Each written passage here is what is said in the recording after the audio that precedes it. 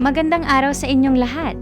Ngayong araw ay magsisimula tayo sa isang napakahalagang talakayan para sa Araling Panlipunan 8, particular sa Week 6, Session 3, ukol sa pagbabago ng tao sa kapaligiran, benepisyo at epekto. Bago natin tuluyang simulan ang ating pagtalakay, para sa mga nais makakuha o mag-avail ng kopya ng mga presentations ko, mag-message lang kayo sa link na makikita sa ating comment section. Ang araling ito ay magbubukas sa ating isipan kung paano ang mga modipikasyong ginagawa natin sa ating kapaligiran ay may kaakibat na dalawang mukha, ang mga pakinabang at ang mga pangmatagalang epekto sa ating daigdig. Upang mapukaw ang ating mapanuring pag-iisip, magsimula tayo sa isang panimulang tanong. Ang mga pagbabago ba ang ginagawa natin tulad ng pagtatayo ng dam, irigasyon, pagmimina, pagpapalawak ng lungsod, at pagtutroso ay nagdudulot ng benepisyo, suliranin o pareho? Sino nga ba ang nakikinabang? May napinsala ba? At ito ba ay may pangmatagalan o panandaliang epekto? Mula sa mga tanong na ito, narito ang ating mga pangunahing mga layunin para sa araw na ito. Una, masuri ang positibo at negatibong epekto ng pagbabago. Ikalawa, matukoy ang short-term at long-term effects. Ikatlo, makabuo ng benefits, costs, and alternatives matrix. At ikapat, makapagpasya ng responsible at makatarungan. Talakayin natin ang modifikasyon sa kapaligiran.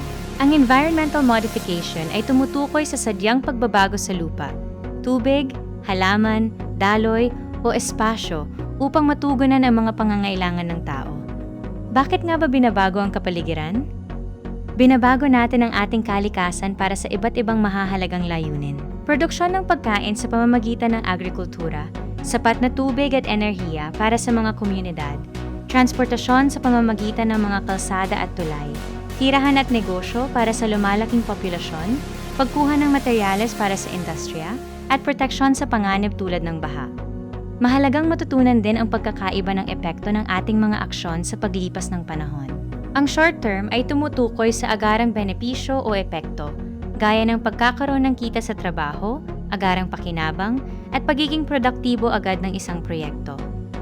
Ang long term naman ay ang mga epektong lumilitaw o naiipon sa paglipas ng panahon, tulad ng pagbabago sa kapaligiran, epekto sa kalusugan, at mga maaring maging malubhang panganib sa hinaharap. Ating timbangin ang benepisyo at posibleng epekto ng ilang pangunahing aktibidad ng tao. Sa agrikultura at irigasyon, ang mga positibong benepisyo ay ang mas maraming ani, pagkakaroon ng trabaho at kabuhayan, at matatag na food supply. Subalit ang mga posibleng negatibong epekto nito ay ang water shortage, mga soil problems, pollution, at unequal access. Sa pagpapatayo ng dam at water management, ang mga benepisyo ay ang supply ng tubig para sa komunidad, produksyon ng enerhiya o hydropower, at flood management. Ang mga posibleng negatibong epekto naman ay ang pagbabago sa daloy ng ilog, epekto sa ecosystem, sediment buildup, at ang paglikas ng mga pamayanan. Sa industriya ng pagmimina, ang mga benepisyo ay ang pagbibigay ng trabaho at kita, pagkuha ng mga materyales para sa industriya, at malaking ambag sa ekonomiya. Ngunit ang mga posibleng negatibong epekto nito ay ang pagkasira ng lupa at tirahan ng mga hayop, polusyon sa tubig at hangin, at masamang epekto sa kalusugan ng tao. Dito natin makikita ang dalawang mukha ng interaksyon. Kapag ang interaksyon ng tao at kapaligiran ay balanse at positibo, ito ay nagdudulot ng masaganang kabuhayan, maayos na pamayanan, matatag na ekonomiya, malusog na kapaligiran, at mas mataas na kalidad ng buhay. Sa kabilang banda, ang irresponsible o negatibong paggamit sa kalikasan ay nagbubunga ng polusyon at pagkasira ng kalikasan, kawalan ng likas na yaman, mga sakuna at pagbabago ng klima, pagbaba ng ani at kita, pati na rin ang mga problema sa kalusugan. Magbigay tayo ng mga halimbawa. Ang mga positibong interaksyon ay ang pagtatanim ng puno sa kabundukan, paggawa ng irigasyon sa sakahan, at pangangalaga sa karagatan at ilog. Ang mga negatibong interaksyon naman ay ang illegal logging sa kagubatan, pagtatapon ng basura sa ilog at dagat, at labis na pagmimina sa bundok.